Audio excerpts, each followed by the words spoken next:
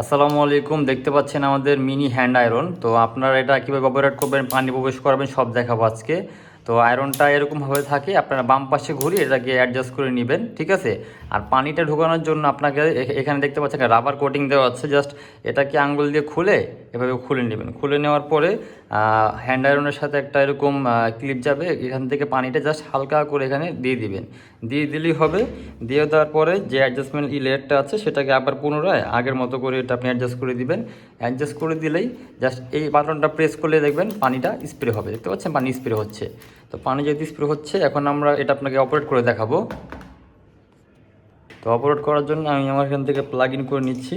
Plug in করার সাথে সাথে এখানে একটা এলইডি ইন্ডিকেটর ব্লিঙ্ক করবে।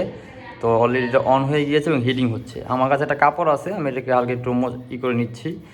তো এই কাপড়টাকে আমি এখন একটু ইস্ত্রি করে দেখাই। এটা আয়রন হতে অবশ্যই 2 মিনিট সময় লাগবে, কারণ ভিতরে যে আয়রন হিটিং মেশিনটা আছে এটা 2 মিনিট বা 1 মিনিট সময়ের ভিতরে হিট হয়। হিট হওয়ার পরেই এটা পারফেক্টলি আপনারা আয়রন করতে পারবেন, ঠিক আছে।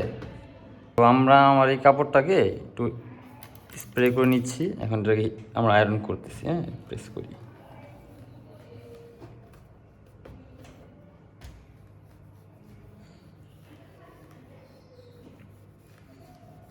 একটু হালকা যদি যাতা মানে প্রেস করেন ভালো মতো, তাহলে একটু ভালো মতো এটা আয়রন হবে। হ্যাঁ,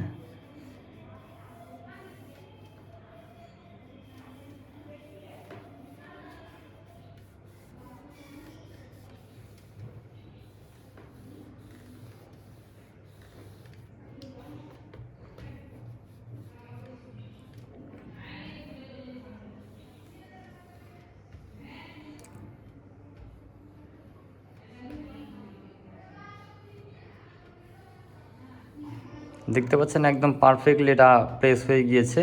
অবশ্যই খেয়াল রাখবেন আয়রনটা যখন অন করবেন 1 থেকে 1.5 মিনিট সময় দেবেন আয়রনটা হিট হওয়ার জন্য, ঠিক আছে।